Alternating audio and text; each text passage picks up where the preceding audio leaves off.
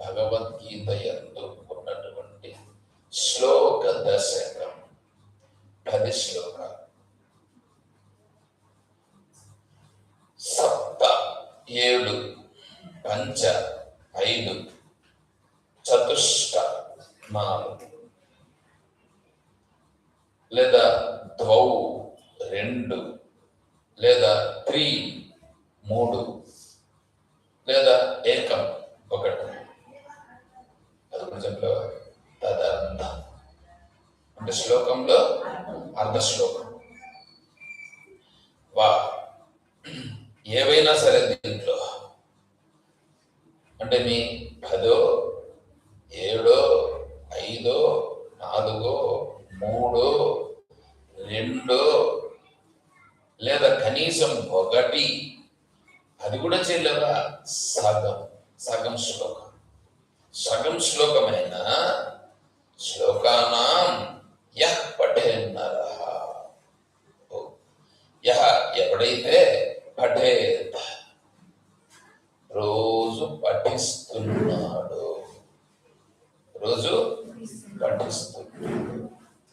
అంటే రోజు పఠించుట అంటే భగవద్గీత యందు ఖచ్చితంగా నువ్వు పారాయణం అయితే చేసి తీరాల్సిందేనయ్యా అని పెడుతుంది. ఇది విధి అంటే ఏంటి? చేసి తీరాల్సిందే. నువ్వు దీంట్లో తప్పించుకునేదానికి లేదు. నువ్వు అన్నం తినకపోయినా పర్లేదు, ఇది చేసి తీరాల్సిందే. అయితే అన్నం తినకపోతే బతకలేడు కదా, కాబట్టి అన్నం తింటాడు వాడు. అంటే నువ్వు అన్నం ఖచ్చితంగా తింటావు.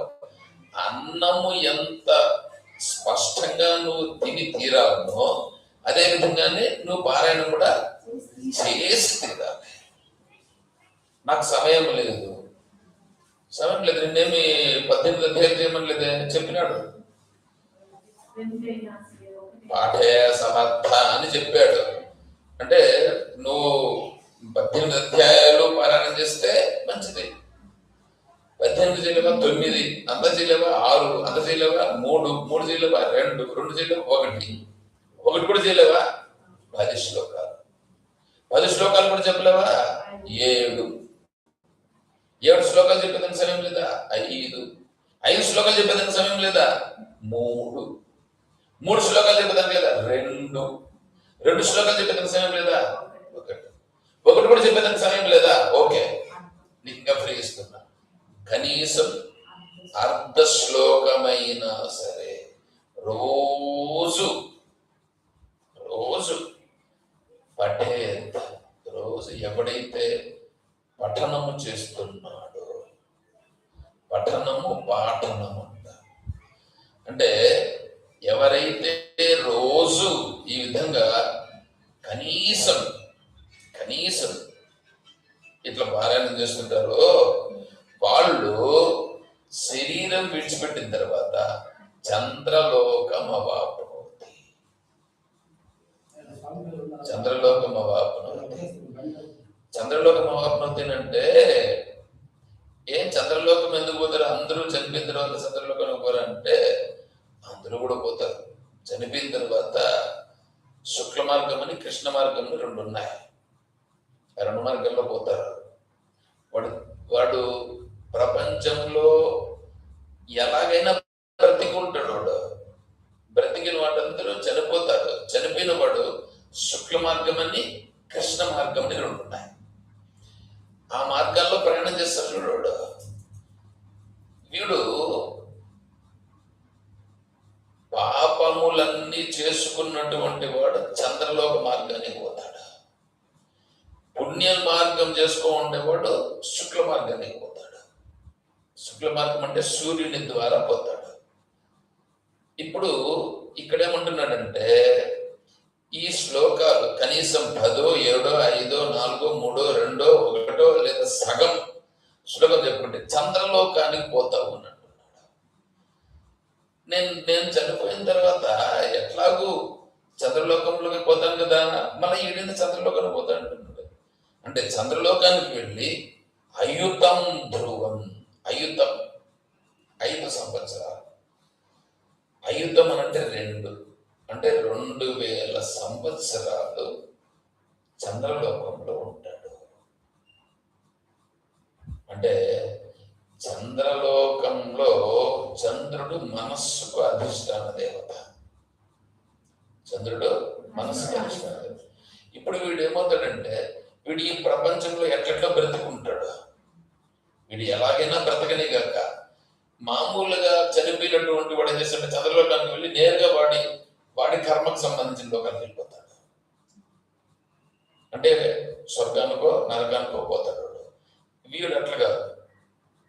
ఎవరు ఈ భగవద్గీతను పఠనం చేసినట్టే వాడు ఏం చేస్తాడంటే చంద్రలోకంలో వెళ్ళి అక్కడ ఉంటాడు.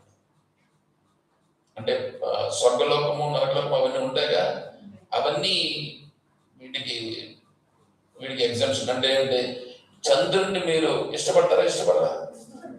లోకంలో ఉండే వాళ్ళందరూ ఎందుకు? చల్లనేవాడు, ఎంత హాయిగా ఉంటుంది. అసలు పనులు చేసుకునే వాళ్ళు అయితే ఈ వ్యవసాయం పనులు చేసేవాళ్ళు, మళ్ళు కోసేవాళ్ళు ఉంటారు ఉంటాయి. ఈ ఎండాకాలం కోయాల్సిన పరిస్థితి వస్తే రాత్రిలోకి వస్తారు.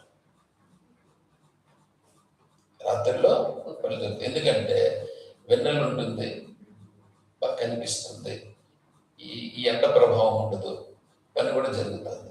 అందుకని వాళ్ళకు కూడా చంద్రుడు అంత చల్లగా, వాళ్ళకు కూడా అంటే మిగతా వాళ్ళకు భోగాలు అనుభవించే వాళ్ళకు ఇంకా దాని గురించి వర్ణిస్తారు, అంత ఎక్కువ టైం పోతుంది.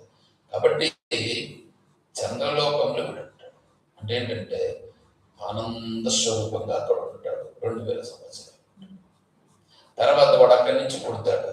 పుట్టేటప్పుడు అక్కడ చంద్రలోకంలో ఉన్నాడుగా, కాబట్టి మనస్సు శుద్ధ మార్గంలో వీడు పుడతాడు. మిగిలిన వాళ్ళు అలా పుట్టరు. మిగిలిన వాళ్ళకి ఆ స్థితి రాదు, వీడికి వస్తారు. అదంతా ఎందుకు జరిగిందంటే ఈ భగవద్గీతను కనీసం నేను భగవద్గీతను పారాయణం చేసి తీరాలి, భగవద్గీత మార్గంలో నేను వెళ్ళి తీరాలి, భగవద్గీతలో కనీసం నాకు సమయం లేదు అందుకోసం నేను చేయలేకపోతున్నానని సమయం లేని సందర్భాల్లో 10 శ్లోకాలు 5 శ్లోకాలు 2, 3, 1 కనీసం అర్థమైనా సరే వీళ్ళు అర్జెంట్ పోతా ఉంటారు. ఏదో దేనికి ట్రైన్కో ఫ్లైట్కో ఎక్కడికో పోవాలా. ఇప్పుడు 10 శ్లోకాలు చెప్పి కనీసం పారాయణ ఒక అధ్యాయం చెప్పాలంటే లేట్ అవుతుంది. కాబట్టి అధ్యాయం వద్దు, ఒక శ్లోకం చెప్పాను. ఒక శ్లోకం కూడా చెప్పొద్దు, పర్లేదు, సగం శ్లోకం చెప్పాను. సగం శ్లోకం చెప్పేసి పరమాత్మను ప్రార్థించి నువ్వు వెళ్తావు చాలు. అంటే రోజు ఇంక నేను అర్ధ శ్లోకం చెప్పుకుంటాను అట్లా కాదు. నీకు సమయం లేదు కదా, నేను సమయం లేదు స్వామి, ఈరోజు నేను చేయలేకపోయినాను, అర్ధ శ్లోకం చెప్పుకుంటున్నాను. ఓకే, దాన్ని యాక్సెప్ట్ అయ్యింది. అంతేగాని నాకు సమయం ఉంది, నాకు అంతా ఉంది, నేను లోకంలో అన్నీ చేసుకోవాలా, నా భార్యను చూసుకుంటా ఉండాలా, లేకపోతే నా కొడుకుని చూడాలా, నా మనవని చూడాలా, వానికి కడగాల, ఈయనకి కడగాల, ఆ షాపులో అది చూసుకోవాలి, ఇది చూసుకోవాలా, అన్నీ చూసుకోబోంటాడా. బృహదారణ్యక ఉపనిషత్తులో, చాందోగ్య ఉపనిషత్తులో అక్కడ ఉంది. దాంట్లో పోతే అస్సలు ఎట్లుంటుంది తెలిసిన, అసలుకి ఏమని మాత్రం వీళ్ళకి గ్రహించే పరిస్థితి ఉండదు. వీళ్ళకి ఇదే సత్యమును పట్టుకున్నారు కాబట్టి మనం ఏం చేయలేదు. సర్లే, వాళ్ళ కర్మ వాళ్ళది, మనకు అక్కర్లేదు. కాబట్టి భగవద్గీతను నేను పట్టుకుని తీరుతాను, నేను దీంట్లో నుంచి బయటపడిపోతాను అని ఎవడైతే పట్టుకున్నాడో వాడికి ఇటువంటి సన్మార్గం